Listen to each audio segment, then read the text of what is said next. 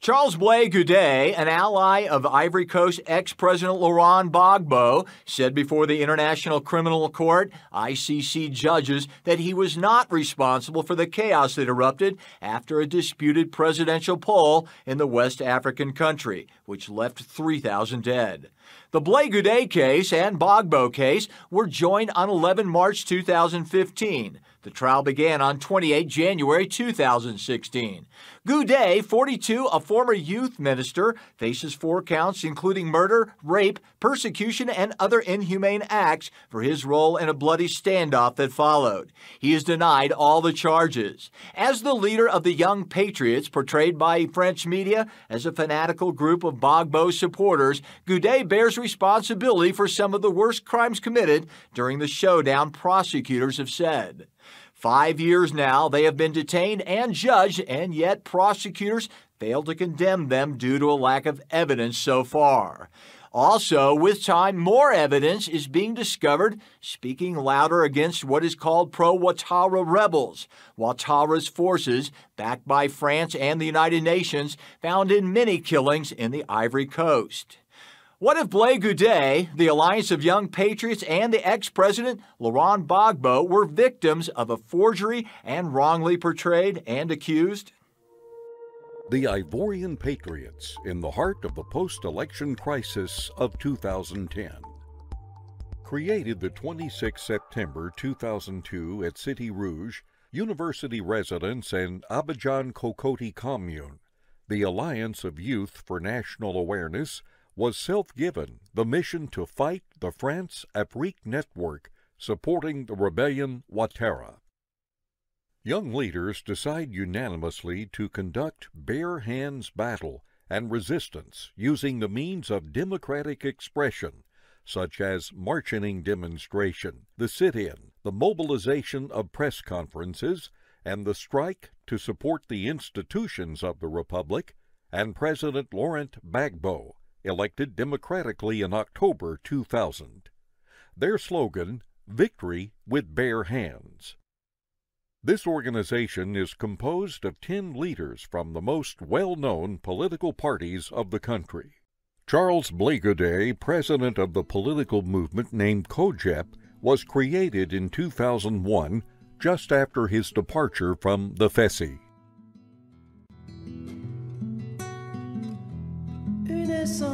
Konati Nabagi, originally from the north of Ivory Coast, is the Secretary General of Youth of the JFPI.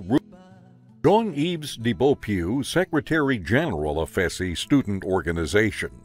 After the departure of Blé and Gbagbo from the FESI, Jean-Yves Debopieux, who is the new head of the student movement, also creates the SOAF, which he chairs. Richard Decury, president of the Sorbonne Space for Free Expression, as the Speaker's Corner in London, and praised by the press as the second charismatic leader, after winning the award of Best Speaker in 2003.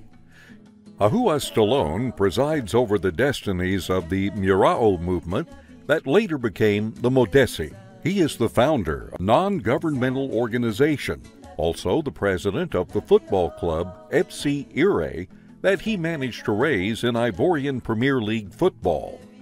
Tay Joel, former professional football player in France in the 80s and 90s, proudly carried the Ivorian flag by winning the African Cup of Nations in 1992 in Senegal. He owns a training center of football and is also a producer of musicians.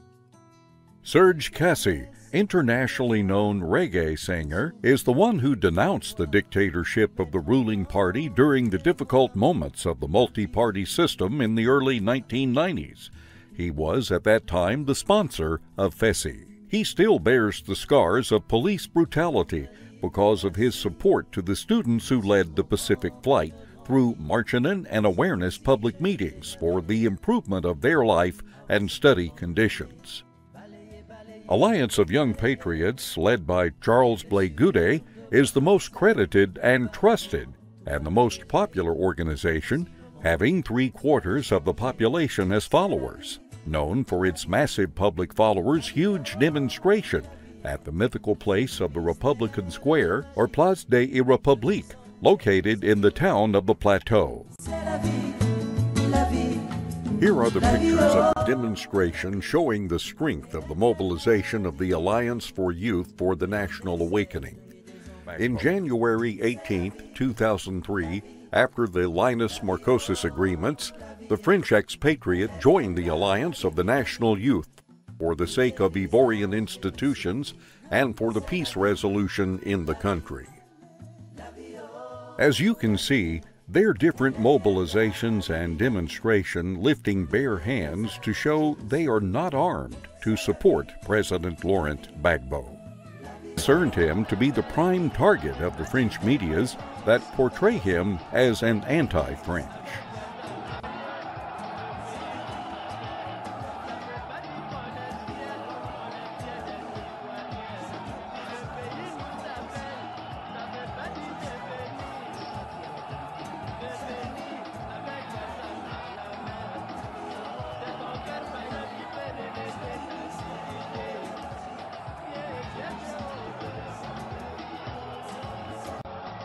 Charles, que te rappelle cette place où nous sommes?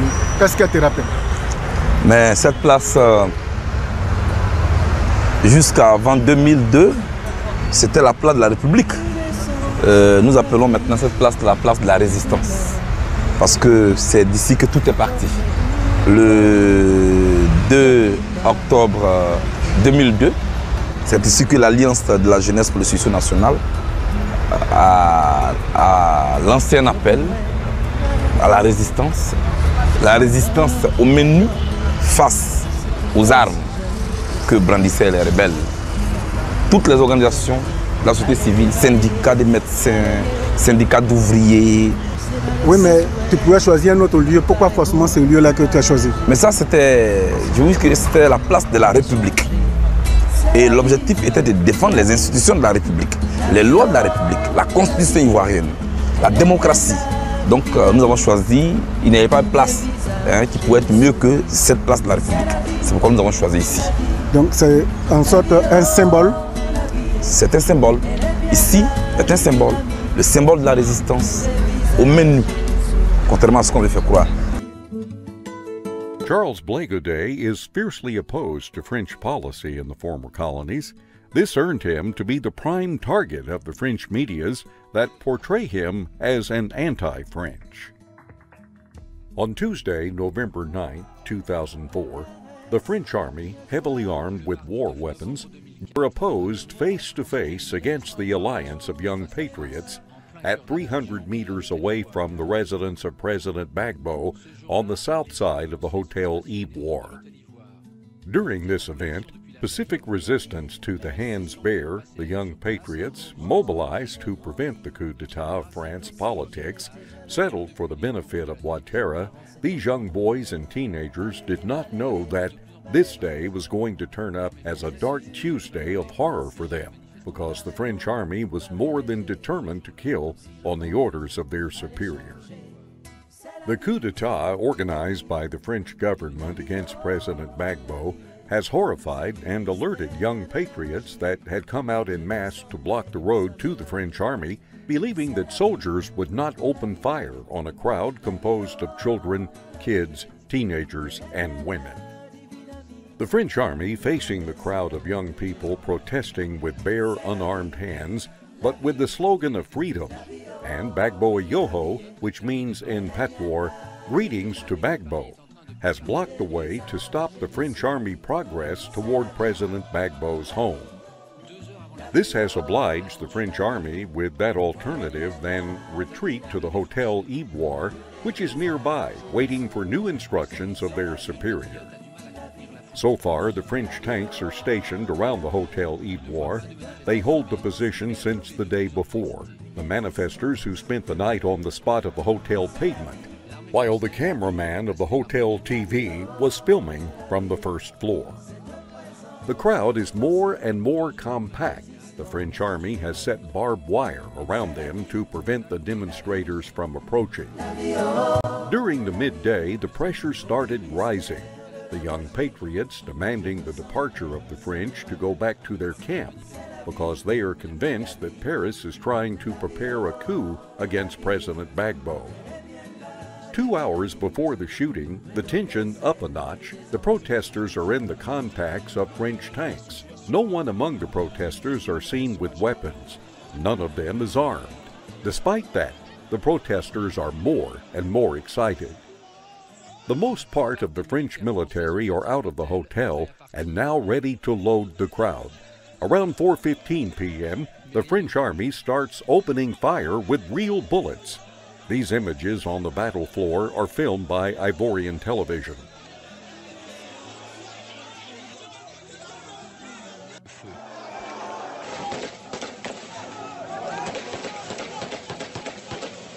These young persons, most of them were less than 18 years old, and 7 of them were killed and dozens were wounded, according to Abidjan.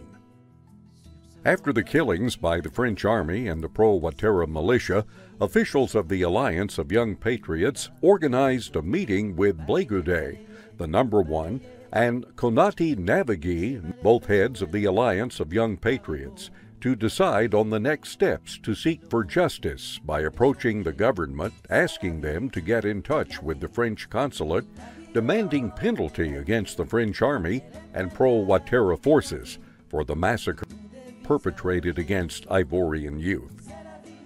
The French consulate has taken no action, and the French media even portrayed and accused the Alliance of Young Patriots of being responsible for this situation, for blocking the French soldiers' way, and no further action was taken against France. Either the international community rode on the French side.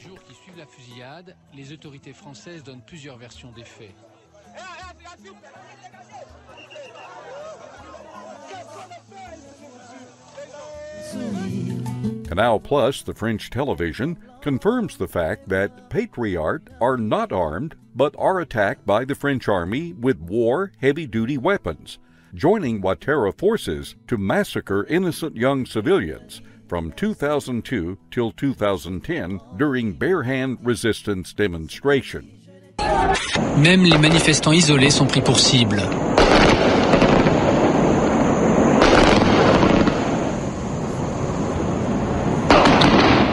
Les rares voitures qui se dirigent vers le sud de la ville sont tirées à vue.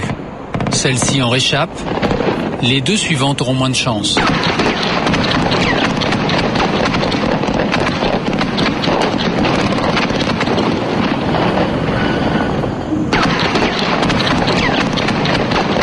Les hélicoptères français effectuent une trentaine de passages. Pendant les 4 heures qu'a duré l'attaque, nous n'avons pas vu un seul manifestant tirer un coup de feu. Chairman of the Election Commission has not given the results out of. Youssef had 3 days to proclaim the result. Merci. Je voudrais d'abord remercier les Ivoiriens d'être aussi patients. Nous avons, depuis la fin du scrutin, entrepris de faire un travail de validation des résultats qui nous parviennent des différentes régions de Côte d'Ivoire et bien entendu des différents bureaux de vote et des différentes commissions locales. Ce travail se poursuit. Nous ne l'avons pas encore achevé. Quand nous serons prêts, nous nous tournerons vers la télévision pour vous communiquer les résultats de nos délibérations à l'ensemble de la population. Je veux donc leur demander d'être patients, d'être compréhensifs et puis de nous laisser le temps de travailler en toute sérénité. Vous laissez le temps vers minuit, le délai de 3 jours, est-ce qu'il est extensible? Écoutez, il s'agit de problèmes d'une grande importance. Il n'est pas encore minuit, donc nous continuons de travailler.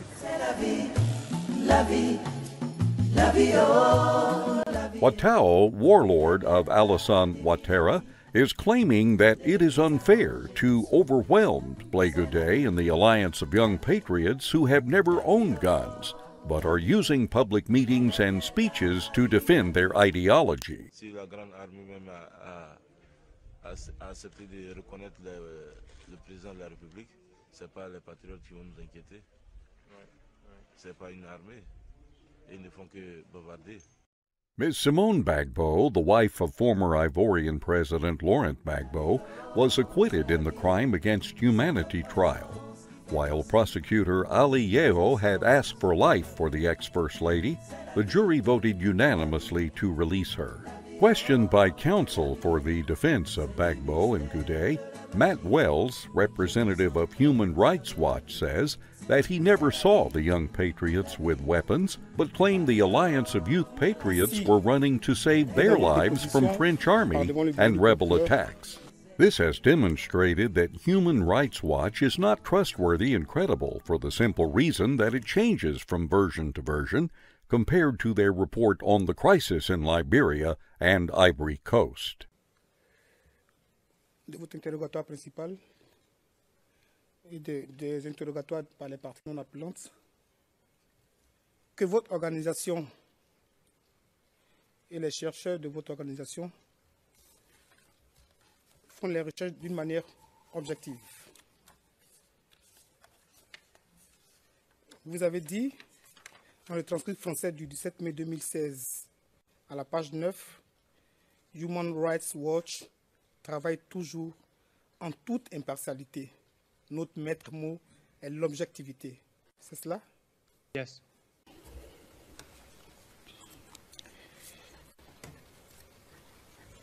Vous avez dit ici et dans votre déposition par devant le bureau du procureur que vous ne faites pas d'enregistrement quand vous interviewez les témoins ou les victimes. C'est exact? In this particular context. Dans ce contexte précis, non. Quel des contextes? Durant la crise. Ok. Et donc, vous ne prenez pas, vous n'enregistrez pas, vous ne prenez que des notes, c'est ça? Yes, we take notes. Oui, nous prenons des notes. Ce qui suppose que la personne interviewée, la personne écoutée, votre interlocuteur, c'est-à-dire le témoin ou la victime, n'a pas l'occasion ni de se réécouter, ni de se relire. C'est exact?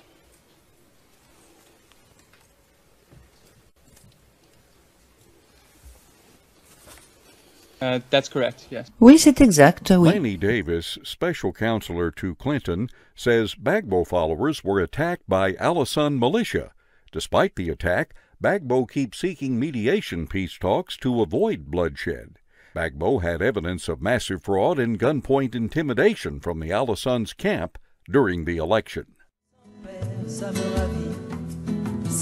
On whether he won the election or whether Mr. Ouattara won, or who's right or who's wrong.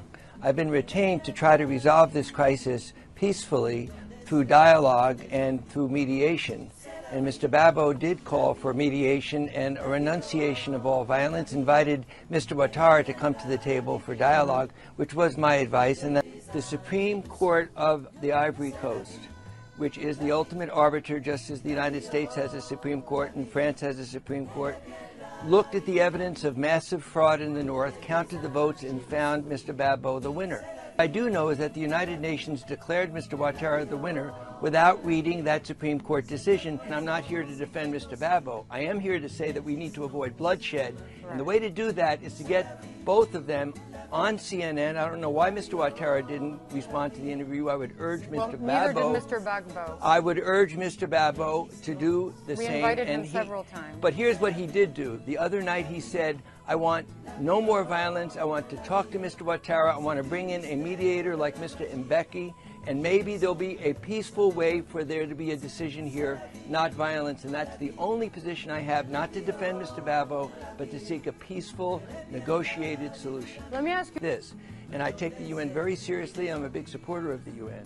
But when the UN observer on the day after the election pronounces the verdict of the election and doesn't even read the Supreme Court decision that very specifically cites fraud in the North, violence and intimidation. Reuters reported the European Union mission protested to the Independent Electoral Commission, supposedly controlled by Mr. Ouattara, would not allow them to observe voting places in the north. If you're unaware of that Reuters report and the European Union observers citing intimidation and violence in the north, the UN pronounced a verdict without being aware of or investigating those allegations. So if we're going to have a peaceful solution, we need dialogue, and we want to look at what the evidence is rather than jumping to conclusions. No, absolutely. The Oklahoma Senator Jim Inhofe talked about the Ivorian crisis, proving genuine evidences to show how Ouattara camps had used massive fraud and gunpoint intimidation. Also explained how the French politic refused to acknowledge the National Supreme Court decision and imposing Ouattara.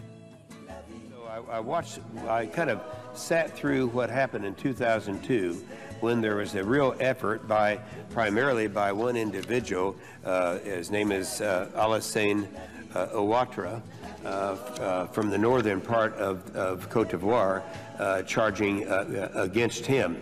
Now it's kind of interesting because Cote d'Ivoire is one country, but up in the north you have primarily the Muslim area, in the south and east primarily the Christian element. And so there's been a real effort for quite some time for the chosen one up there, who's Alassane Ouattara, to defeat President Gbagbo. The problem that we have, there was an election that took place a few months ago when it appeared that Ouattara actually beat the incumbent President Gbagbo. And so we were all concerned about this in terms of, was it a straight election? And I'm going to tell you in a couple of minutes here why it was not, but also tried to call this to the attention of the administration. Right after, way back in January, after the election took place, I wrote a letter to Secretary Clinton, and I said, I'd like to have you reevaluate. I'm going to have that letter as, at the conclusion of my remarks as a part of my statement to be printed in the record. But to look at this and evaluate this as to what actually went on in that election and how it was rigged. Ouattara tried to deny the involvement in a mass slaughter that took place just a couple of days ago. That was in a town called Duquay. Duquay was in a town in the southern part of an area that was very strongly in favor of President Gbagbo. And somewhere between 300 and 1,000 people in that western town of Duquay were slaughtered, were with guns and with machetes. And Mr. Ouattara and his people tried to deny their involvement in the mass slaughter, but the forces took place in the town days earlier, and the Gbagbo forces were not even near the town. They had left the town a week before this happened. And so, don't believe me, but The Guardian, which is a British newspaper, reported last night, just last night, they said, and I'm going to quote now from the newspaper, it said, the UN mission said traditional hunters known as Dozos fought alongside Ouattara's forces and took part in killing 330 people in the western town of Duquay.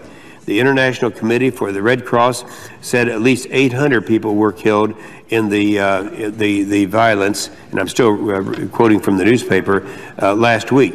What we don't know is that 800 plus the 330, so roughly it's 1,000.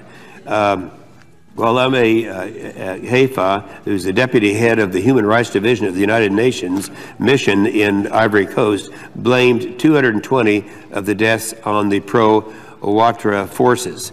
The full article goes into a lot of detail. I've spoken with various African dignitaries. I'm convinced that there is a serious question as to whether Ouattara is the legitimately elected president of Cote d'Ivoire. I've received substantial evidence of massive voter fraud in the rebel-held north of Cote d'Ivoire. That's the area from which Ouattara comes. Well, now we know there could be another genocide occurring, and we do know in advance. And that's why the United States is going to have to call for an immediate ceasefire to prevent Ouattara and his rebel army from committing a mass slaughter of the Ivorians, especially the many youth with sticks and baseball bats who are protecting President Gbagbo at the present time around the president.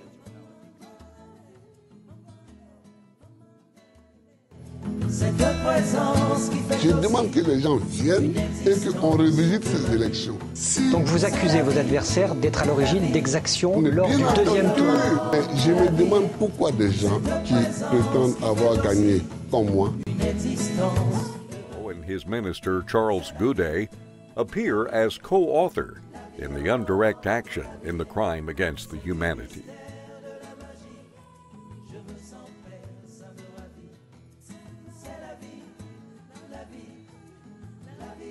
Today, reconciliation is still not effective in Côte d'Ivoire. Since 2011, political prisoners are not yet judged in Ivory Coast, being detained unlawfully or being tortured and killed in the prisons of the regime Ouattara.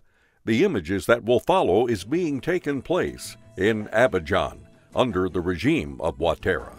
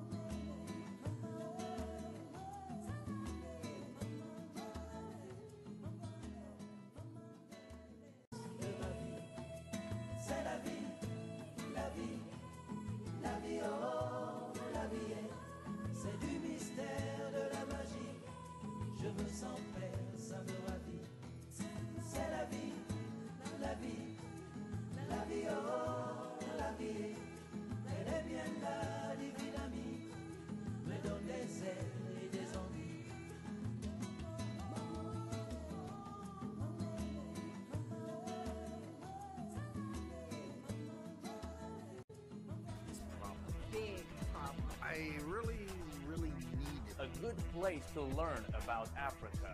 And I kept searching and searching.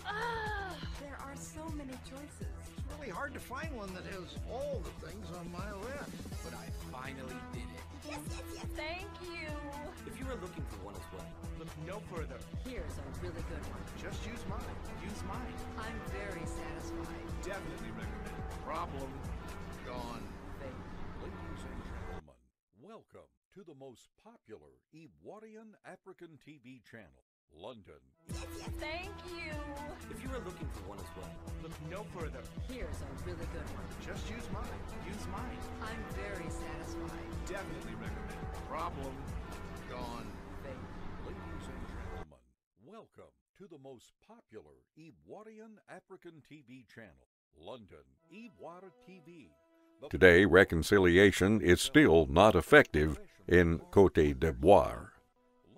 Since 2011, political prisoners are not yet judged in Ivory Coast, being detained unlawfully or being tortured and killed in the prisons of the regime Ouattara. The images that will follow is being taken place in Abidjan under the regime of Ouattara.